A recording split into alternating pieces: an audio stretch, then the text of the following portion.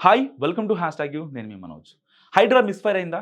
ఎందుకు జనాల్లో హైడ్రా గురించి ఒక నెగిటివ్ వేవ్ వస్తుంది? నిజంగా ఎన్ కన్వెన్షన్ కూల్చినప్పుడు చాలామంది హైడ్రా అదరహో అన్న వాళ్ళు ఇప్పుడు పేదల ఇళ్లకు నోటీసులు ఇస్తుంటే, పేదల ఇళ్ళు స్లమ్స్ కూల్చేస్తుంటే ఎందుకు హైడ్రాని తిడుతున్నారు? సో నిజంగా జీహెచ్ఎంసీలో ఒక రకంగా రేవంత్ ప్లాన్ సక్సెస్ అవుతుందన్న వాదనలు కూడా అప్పట్లో చాలా ఉన్నాయి. ఎందుకంటే హైడ్రా పేరుతో ఒక హైదరాబాద్‌ని ఎందుకంటే హైదరాబాద్ అనేది గొలుసు కట్టు చెరువులకు నెలవు కాబట్టి ఆ చెరువులన్నిటిని పునర్విభజన అంటే ఏదైతే అక్కడ అక్రమ కట్టడాలు ఉన్నాయో వాటన్నిటిని ఏకం చేస్తే, వాటన్నిటిని తీసేస్తే కబ్జాకోరుల గుండెలో నిద్రపోతే స్థానిక సంస్థల ఎన్నికల్లో హైదరాబాద్‌లో కాంగ్రెస్‌కి కొంచెం ప్లస్ అవుతుందనుకున్న రేవంత్ వ్యూహం ఇప్పుడు ఎందుకు మిస్‌ఫైర్ అవుతుంది? సో నిజంగా చాలామంది ఇప్పుడు హైడ్రా గురించి ఒక రకంగా నెగెటివ్ వేవ్ జనాల్లో కల్పిస్తుంది. ఎందుకంటే చాలామంది బిల్డింగ్‌లు కొనుక్కున్నారు. సో అక్కడ రియాల్టర్లు లేక్ వ్యూ అపార్ట్మెంట్స్ కావచ్చు, ఇంకా చెరువు దగ్గర ఉండే చాలా భూమి రియాల్టర్లు కబ్జా చేసి రెరా, ఇంకా హెచ్ఎండిఏ, జీహెచ్ఎంసీ వీళ్ళ ముగ్గురు దగ్గర నుంచి వాళ్ళు పర్మిషన్ తీసుకొని సామాన్యులకు అమ్మేస్తారు. సో ఫర్ ఎగ్జాంపుల్ ఒక రూ. 1,00,00,000 2 బీహెచ్‌కే ఫ్లాట్ అయితే దానికి 40,00,000 వాళ్ళు డౌన్ పేమెంట్ కట్టుకుంటారు. మిగతావి బ్యాంక్ దగ్గర నుంచి అప్పు తీసుకుంటారు. సో అలాంటి వాళ్ళు ఇప్పుడు ఇబ్బంది పడుతున్న సిట్యుయేషన్ చాలామంది ఇప్పుడు ఈ పాయింట్‌ని రైజ్ చేస్తున్నారు.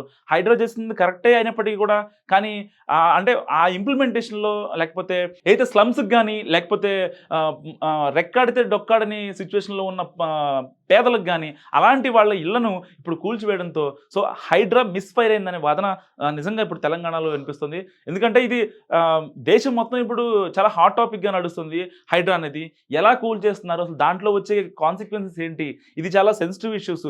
దీన్ని ఏ ఏ ఏ ప్రాతిపదికన కూలుస్తున్నారనే విషయం కూడా చాలామంది రియాక్ట్ అవుతున్నారు. మొన్న పవన్ కళ్యాణ్ కూడా మాట్లాడారు. ఆయన కూడా కూల్చడం తప్పే, నేను రేవంత్ రెడ్డికి సపోర్ట్ చేస్తున్నాను. హైడ్రా అనేది కరెక్టే.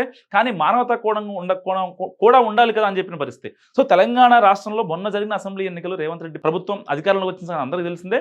తెలంగాణ రాష్ట్రంలో అధికారంలోకి వచ్చిన తర్వాత రేవంత్ రెడ్డి ప్రభుత్వం పలు వివాదాస్పద నిర్ణయాలు తీసుకుంటూ ప్రజలకు దూరం అవుతుంది. సో ఎన్నికల కంటే ముందు 6 గ్యారంటీలు ప్రకటించి కేవలం ఉచిత బస్సు మాత్రమే అమలు చేస్తుంది కాంగ్రెస్ సర్కార్. అది కూడా అరాకొర బస్సులతో నడుపుతుందని గులాబీ పార్టీ ఆరోపణలు చేయడం జరుగుతుంది. సో అయితే ఇలాంటి నేపథ్యంలోనే రేవంత్ రెడ్డి ప్రభుత్వం మరో వివాదంలో చిక్కుంది. హైదరాబాద్‌లో అక్రమ కట్టడాలను కూల్చివేసేందుకు హైడ్రాను రేవంత్ రెడ్డి సర్కార్ తీసుకొచ్చిన సంగతి మనందరికీ తెలిసిందే. ఏదైతే నాలాలు కావచ్చు, కుంటలు కావచ్చు, ఇంకా చెరువులు కావచ్చు, వీటన్నిటిని ఎవరైతే కబ్జా చేశారో వాటన్నిటిని రిలీఫ్ అనమాట. సో ఈ హైడ్రా సంస్థ బాధ్యతలను మొత్తం రంగనాథ్‌కి అప్పగించారు.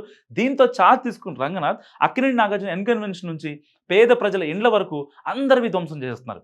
నోటీసులు ఇచ్చి చెరువులపై అలాగే నాలాలపై అక్రమంగా కట్టిన కట్టడాలను ధ్వంసం చేస్తున్నారు. అయితే 1975 ఆ సంవత్సర కాలం హైదరాబాద్ పరిణామం బట్టి ఈ కూల్చివేతలు జరగడం వివాదంగా మారింది. దీంతో కొంతమంది అమాయక ప్రజల ఇల్లు కూడా ధ్వంసమవుతున్నాయి. అంతేకాదు రేవంత్ రెడ్డి సర్కార్కు మరో ఊహించిన ఎదురుదెబ్బ ఈ హైడ్రా ద్వారా ఎదురైంది.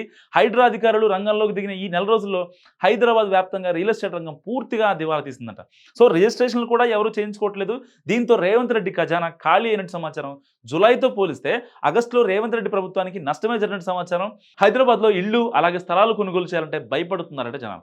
అందుకే ఈ పరిస్థితి నెలకొన్న సమాచారం. ఎందుకంటే ఇప్పటికే హైడ్రా జవహర్ నగర్ కానీ లేకపోతే ఇంకా ఏదైతే ఐటీ ఇండస్ట్రీ గట్టిగా ఉన్న గచ్చిబౌలి కానీ ఇంకా ఈ హైటెక్ సిటీ పైన కానీ సో ఇలాంటివి చాలా వాటిపైన గట్టిగా ఫోకస్ చేస్తుంది. కాజాకోట లేక్ కావచ్చు, విప్రో లేక్ కావచ్చు, వీటన్నిటిని కూడా టార్గెట్ చేస్తుంది. దుర్గం చెరువు కావచ్చు. సో ఈ చుట్టూ ఏదైతే ఉన్నాయో ఈ యొక్క సాఫ్ట్వేర్ కంపెనీలు అన్నీ కూడా భయపడుతున్నాయి. ఒక్క సాఫ్ట్వేర్ కంపెనీని మాత్రం కూలిస్తే మిగతా పెట్టుబడులు పెట్టడానికి ఏ సాఫ్ట్వేర్ కంపెనీ కూడా రాదు. ఎందుకంటే ఇప్పటికే రియల్ ఎస్టేట్ రియల్ ఢమాల్ అయింది ఒక రకంగా. ఎందుకంటే స్టార్టింగ్‌లో రేవంత్ రెడ్డి చెప్పారు బీఆర్ఎస్ ప్రభుత్వంలో కోకాపేటలో 100 కోట్లు పలికింది.